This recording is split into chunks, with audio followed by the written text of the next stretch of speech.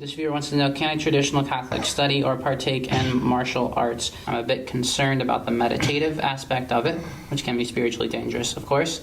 But I also wanted to ask about bowing in respect to a picture of the founder. I appreciate your response very much, as I am simply looking to boost some self-esteem through learning a martial art form. Well, you have a good reason to be concerned about that, because the martial arts largely were born and bred in, by monks belonging to one of the other religious groups, and as part of their mind mastery, regimes, right? In Asia, they did, in Far East, they would link this martial, the warrior, together with the religious.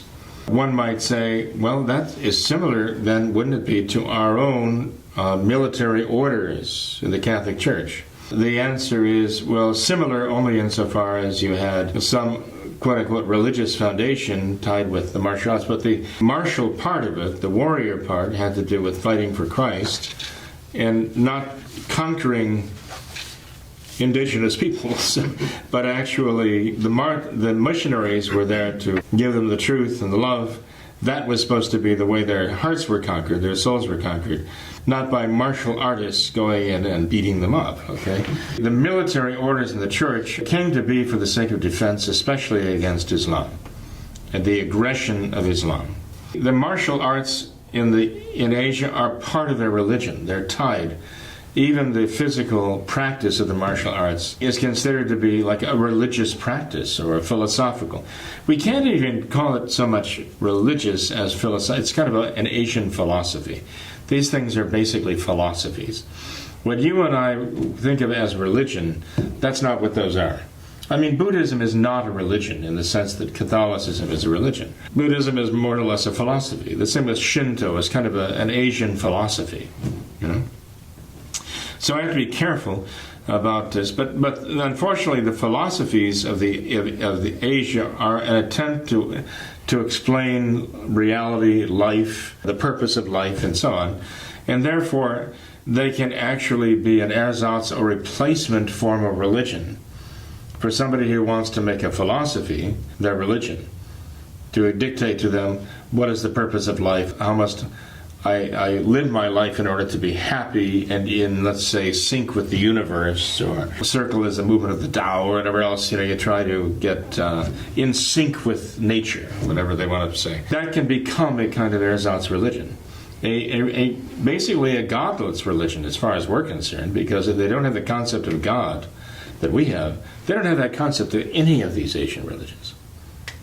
A knowing, loving God, as we know God to be. The idea of the Force, behind this, the Star Wars things. I mean, you're dealing with a form of Buddhism here, okay? The Force be with you and all that. And some people want to interpret that to be somehow corresponding to a God, but it's not, okay? It is actually a Buddhist form of philosophy, and who's one of the most popular characters, the guy with the pointy ears, the little monk, and of course he's the all-wise and has great powers and so on, the powers of mind. So this is Buddhist. It's actually a kind of Buddhist propaganda.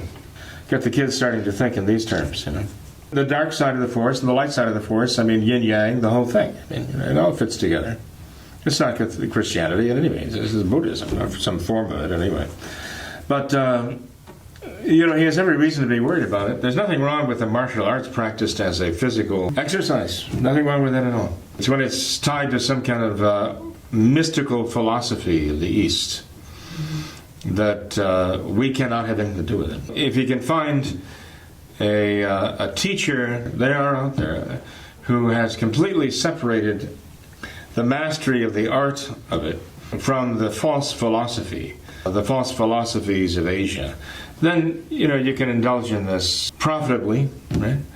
But again, don't go in, don't bow to Buddha, don't bow to the picture of the founder as an act of homage. The bows that take place ordinarily are not worship so much as just a token of respect, right? Mm-hmm. So to bow to your opponent is one thing. To bow to a picture of an absent founder, as though he's some sort of a spiritual mentor, no, No, we don't do that. Yeah. If you have a Western teacher who just appreciates the value of the art itself, and doesn't mix, let's say, shall we say, strains out the false philosophy and the Oriental mystical religion part of it, and just takes the art for what it is, it can be very good. Sure.